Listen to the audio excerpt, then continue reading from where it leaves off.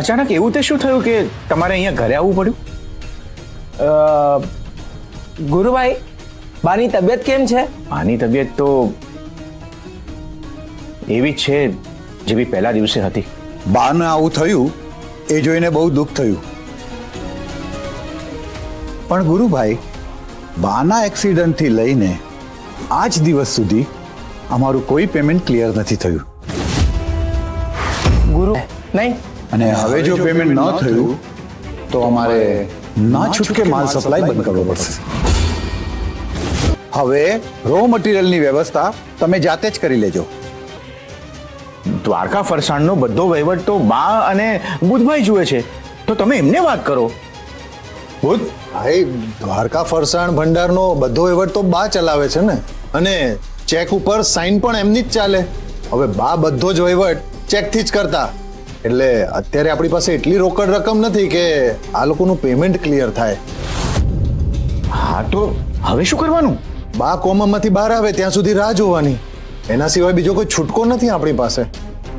એટલે જો તમે લોકો થોડા દિવસ સાચવી લેતા હોય તો હોય તો પેમેન્ટની કોઈ તારીખ તો નક્કી હોવી જોઈએ ને. હા, બા જેવા કોમામાંથી બહાર આવે ને એટલે 24 કલાકની અંદર તમારું પેમેન્ટ થઈ જશે.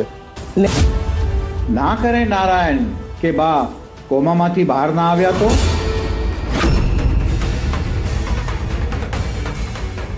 બોલવામાં ભાન રાખો. ભાભીને કઈ નથી થયું અને કઈ થવાનું પણ નથી.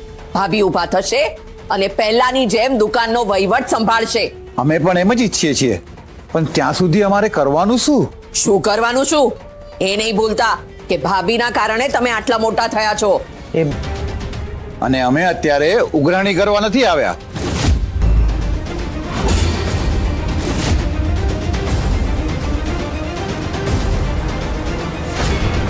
હા, તો તમે તમારે આગળ વધો, પણ હું ભાભી વગર એક ડગલું પણ આગળ નહીં વધું. બહુ બહુ તો શું થશે? દ્વારકા ફરસાણ બંધ કરવું પડશે ને, એનો એક નિર્ણય લેવો પડશે ને. ઠીક છે, તો હું નિર્ણય લઈશ. હું બધા નિર્ણય લઈશ, પણ ભાભી વગર એક ડગલું પણ આગળ નહીં વધું. મારા માટે મારા ભાભી પહેલા. જાઓ, તમે કરી લો તમારાથી જે થાય એ. વધારે પડતું બોલી રહ્યા છો. અને થાય એ કરી લો એટલે શું? નોટિસ મોકલીશું ને, 2 મિનિટમાં પૈસા આપવા પડશે. પૈસા ચૂકતા કરો એટલે આવશે ત્યારે આપી દઈશું. ભાગી થોડી જવાના છીએ. અમે ભાગવા પણ નહીં દઈએ. પરસેવાનો મહેનતનો પૈસો છે અમારો.